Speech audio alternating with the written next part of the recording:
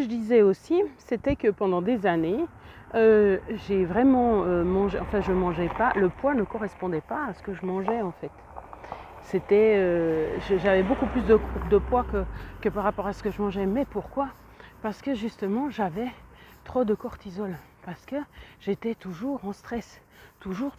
Maintenant, peut-être que vous me voyez un peu plus calme. Moi, je me sens plus calme. Je me sens plus calme. Je ne vais pas dire que des fois je ne peux pas être irritable, mais je me sens plus calme. Et puis déjà, quand j'ai commencé à apprendre à manger des aliments qui avaient un IG bas, et ben déjà là j'étais plus calme. Mais avant, pas. Avant, il suffisait, il y avait plein de choses qui pouvaient me rendre justement pas calme. Et surtout dans ma tête, parce que depuis que je suis tombée malade, j'ai été dans un stress pas possible. C'était horrible tout le temps. Je ne suis pas quelqu'un qui peut lâcher. D'ailleurs, vous voyez bien. Il faut que je puisse respirer. Ça m'a stressée dès le début parce que c'était tout nouveau, parce que c'était la catastrophe, parce que même si j'avais déjà été basse, je ne sais pas combien de fois, là c'était un trou, c'était pas juste être basse. Tous mes repères sautaient, j'avais plus rien quoi. J'avais plus rien sur quoi m'appuyer, j'étais toute seule et tout. Bon, j'ai toujours été plus ou moins toute seule, plus ou moins. Donc ça faisait énormément de stress. Puis après tu sais pas, justement tu n'as plus de travail, après tu sais pas comment tu vas faire, après tu te demandes toujours comment tu vas faire pour retrouver du travail, après tu te demandes comment tu vas faire pour supporter, que ce soit la charge de temps, la charge de tout quoi. Puis encore, comme j'étais prof de sport, voilà quoi. Hein. J'étais cassée physiquement, j'étais pas cassée seulement moralement. En 2012 j'ai été cassée moralement, et puis en 2015 j'ai été cassée physiquement, donc il n'y avait plus rien qui tenait quoi. Et après la prise de poids quoi. Mais la prise de poids, c'est voilà par exemple chaque fois, c'était en 2015, juste avant de lâcher justement, j'avais retrouvé du travail. Et puis c'est celui-là qui m'a fait déjà prendre du poids. Et puis chaque fois qu'en fait j'ai pris du poids, c'était que j'étais en situation de stress. Chaque fois. Donc après le stress il peut venir de tellement de facteurs que là c'était parce que c'était au travail. Et puis voilà. Après ça peut être dans la relation de couple parce que j'avais jamais vécu autant de temps avec quelqu'un, mais c'est pas ça, parce que de toute façon il faut commencer par le début. Mais c'est le début justement le plus dur, parce que là ça fait 6 ans qu'on est ensemble, mais en 2018 j'ai pris 8 kilos en 3 mois ou je sais plus, parce que c'était le gros stress quoi. Et puis, mais j'étais à 88 par contre. Donc j'étais à 80, puis je suis montée à 88. Alors déjà 80 c'était trop, hein, mais je suis montée à 88. Puis après j'ai reperdu. C'était un peu plus calme. Puis après il y a eu je sais pas quoi. Je sais pas. Ah oui, la prise de médicaments. Voilà. Bon, bref. Et puis en plus c'est l'assurance invalidité qui force un peu à prendre les médicaments, parce que normalement tu ne peux pas être prise en charge si tu n'as pas de médicaments. Alors qu'en fait, j'avais vraiment besoin d'être prise en charge, mais les médicaments, je ne les supportais pas. Bref. Justement, la docteure Dufournel, elle parle bien de ça. La plupart des gens qui atterrissent chez elle, puis qu'elle va traiter justement avec un régime cétogène, style cétogène, ils ont passé par toutes ces phases en fait. C'est-à-dire, ça va pas, mais on laisse aller parce qu'on ne sait pas tellement quoi faire. Finalement, on va chez le médecin. Finalement, on met des médicaments parce que c'est allé tellement bas qu'il faut remonter avec des médicaments. Les médicaments font prendre du poids, plus entraînent d'autres trucs qu'il n'y avait pas avant. Et puis, en fait, c'est un cercle vicieux, mais de catastrophe. Donc, ça a fait comme ça, quoi. Je suis descendue très bas. Je suis remontée un peu, mais pas assez. Alors après, on m'a redonné des médicaments, donc je suis redescendue. Oh non, pas aussi pas. Non. La fois où j'étais, en 2015, où j'étais éteinte, c'était fini. Non, j'ai plus retouché ce fond depuis là, heureusement. Mais ça se construit vraiment petit à petit, quoi. Et puis imaginez que le poids là-dedans, forcément que c'est pas, à la base, c'est pas censé être la priorité, hein, c'est la santé mentale. Mais bien sûr, ça fait partie, mais enfin, c'est égal. Mais normalement, justement, c'est pas le poids qui est important, c'est la nourriture. C'est ce que tu prends qui va faire aussi, qui va t'aider ou pas dans ce cheminement. Et puis, plein de monde là. Salut Un chien à la fenêtre. Faut que je me concentre.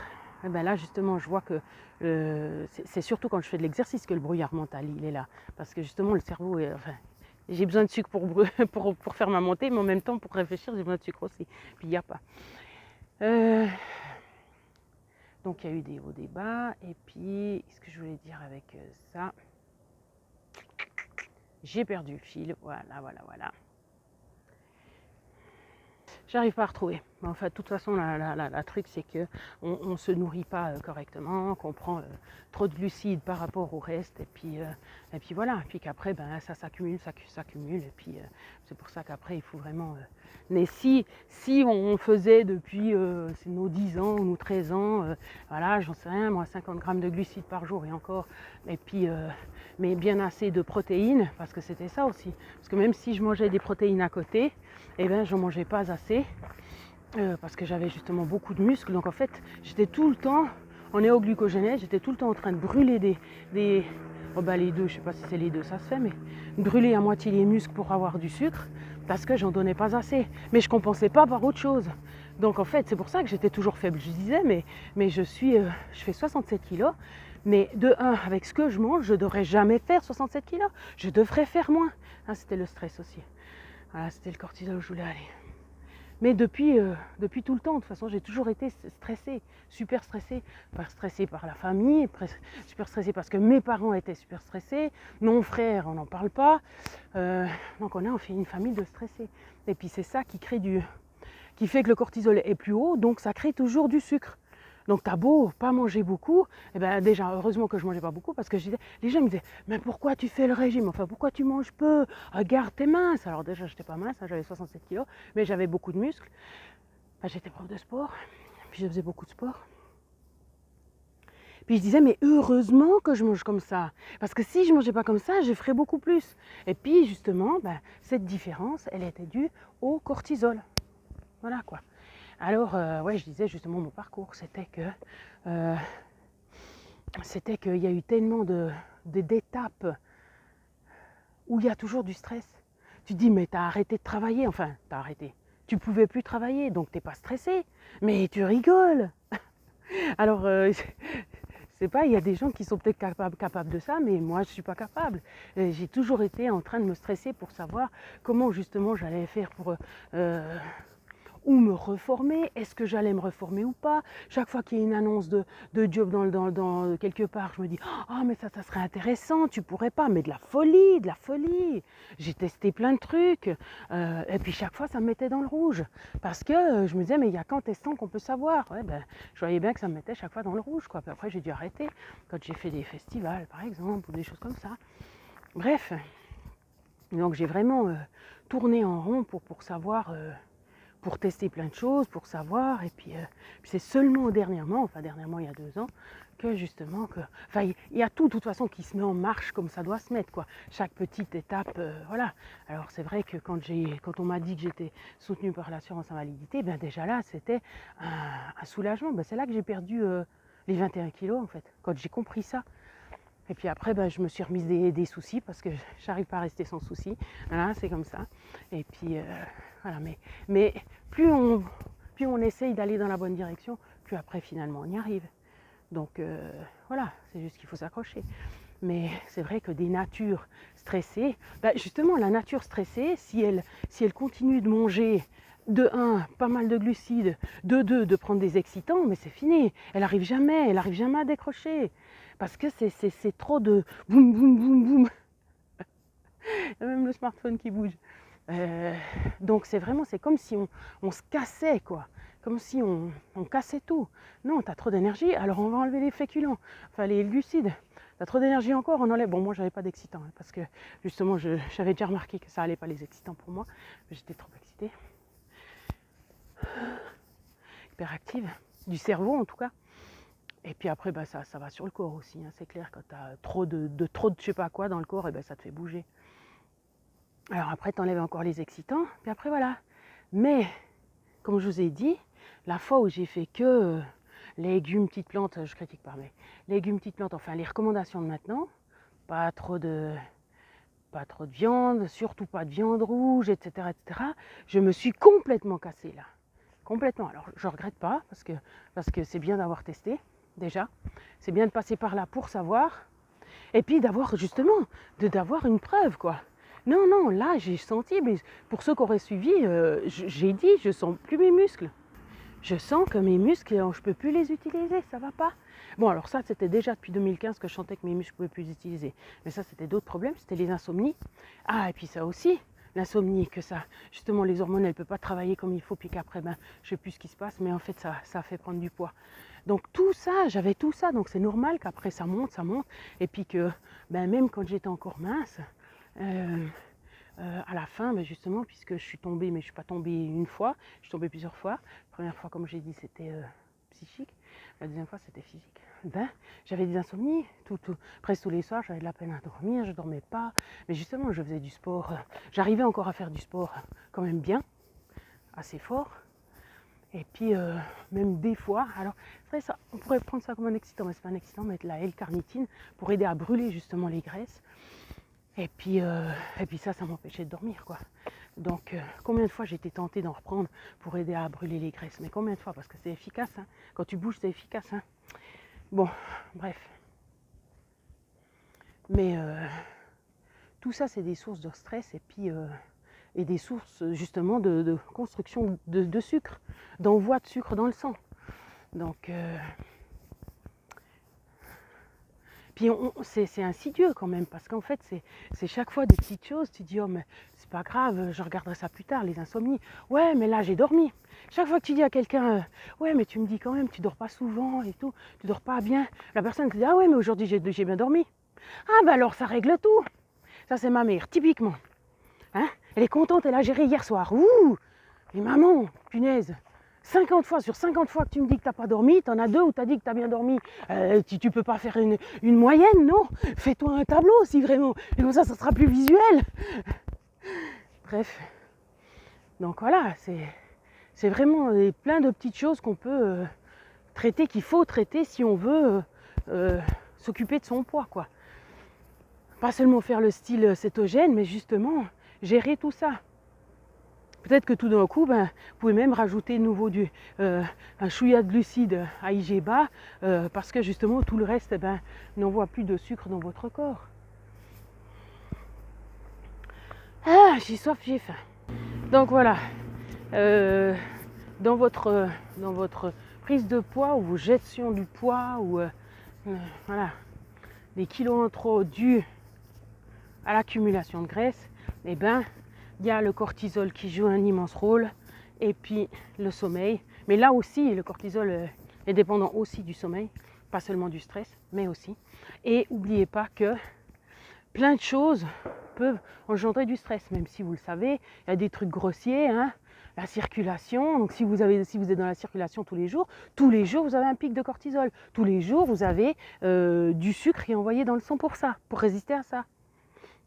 Pour dire, bon, on parle plus de la phase d'adaptation qui serait plus sensible qu'après, mais c'est le principe de toute façon.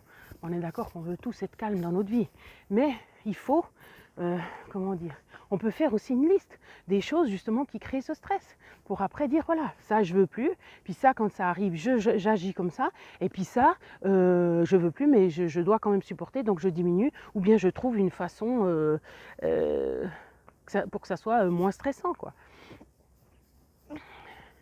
Alors après, oui, je sais qu'on doit faire avec tout le reste de notre vie, avec notre famille, avec les enfants, avec ci, avec ça, mais ça se réfléchit. Ça se réfléchit, hein. Donc c'est... Voilà, vous mettez sur un papier, et puis après vous dites qu'est-ce que je peux, dans quoi je peux aider. Est-ce que tout d'un coup, comme j'ai déjà dit, je demande à ma famille de m'aider dans cette dynamique-là. Voilà, j'ai besoin. Aidez-moi jusqu'à que j'ai perdu le poids qu'il faut, d'être en santé.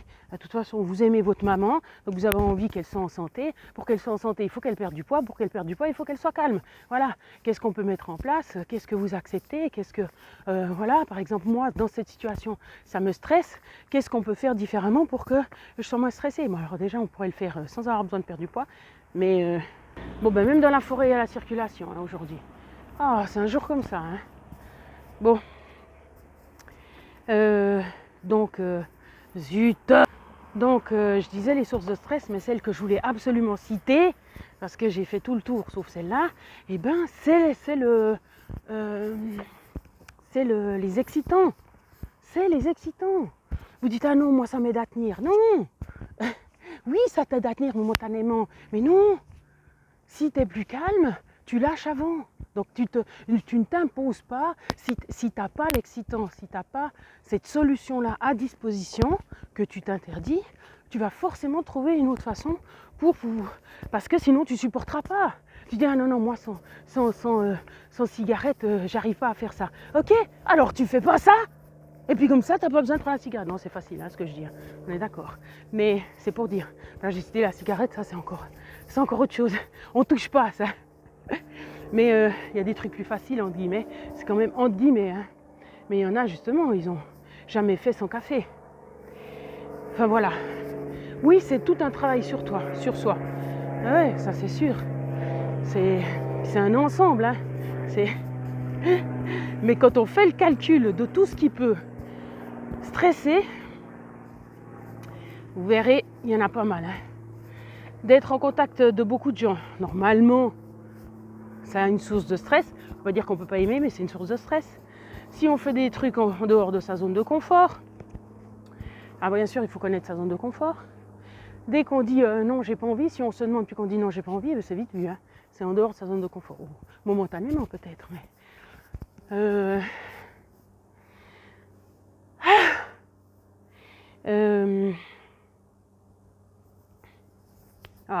plein de petites bêtes aussi. Nerveuse. Oui, là, je suis nerveuse, oui. Là, je sens que je fatigue. Je fatigue. Bon, j'ai aussi dormi moyen. Mais ça va. Non, ça va quand même. Mais il y a eu des fois, c'était tellement pire. Mais j'ai quand même dû prendre justement l'argile verte. Et ça, c'était à cause de ce que j'ai pris dans la journée. Qu'est-ce qu'il y a aussi? Ah, ben le bruit. Voilà, le bruit. J'étais là avec l'avion et tout. Me stress. Donc oui, le bruit, ça c'est aussi... Ben, par exemple, si vous êtes tout le temps dans le bruit, eh ben, à des endroits, mettez des bouchons dans les oreilles, ou même un casque, ou c'est égal, mais voilà, donc pour vous protéger. Puis en plus, de nos jours, c'est plus accepté qu'avant. Toutes des choses comme ça, quoi. C'est des inconforts aussi. Les inconforts peuvent stresser. Pour ceux qui sont très sensibles, les hypersensibles comme moi, eh ben, le moindre inconfort, en fait, peut être une source de stress. Ah oui, alors on n'en finit plus, hein, je suis d'accord. Ben, c'est ça. C'est comme ça. Donc vous voyez qu'il y avait beaucoup de sources de stress chez moi. Surtout quand on est prof de sport ou prof. Hein, de toute façon, ça fait du bruit. La fois où j'avais essayé de recommencer en 2014, puis que j'avais pris des élèves, mais des petits, mais j'ai cru que je me flinguais. C'était insupportable. Puis alors les sollicitations, hein. Ah non, parce que l'école secondaire, ça allait encore. Le CE, machin, CE1, CM1, etc. Mais alors, là, les petits, toutes les 2 secondes une question. Tout, alors c'est très chou, comme vous voulez, mais c'est insupportable pour quelqu'un qui est hypersensible. Et en plus qui venait de lâcher une première fois. Et puis juste avant de lâcher une deuxième fois, une année avant, ben voilà quoi. Alors voilà, donc évitez les sources de stress pour ne pas déclencher le cortisol et vous faire et justement changer la glycémie, parce que vu que là par exemple en période d'adaptation on fait le contrôle de la glycémie, puis tout d'un coup tu dis mais punaise, mais comment ça se fait que ça soit monté, j'ai rien mangé, j'ai pas mangé plus. Ben voilà, c'est ou bien une nuit où on a mal récupéré, ou bien une source de stress, ou bien si on fait un sport trop fort, justement. Comme j'ai dit au début, il faut aller tranquille. Il ne faut pas refaire du sport comme on faisait avant. Alors moi, ça risque pas, vu que comme avant, c'était il y a 10 ans, plus de 10 ans. Non, 10 ans, 12 ans. Oh, quand même. Jusqu'en 14, j'étais pas trop mal. J'ai même travaillé chez un paysan pendant un moment. Je soulevais des trucs et tout. Moi, j'avais une force pas possible. Moi, j'ai toujours eu beaucoup de force. Toujours.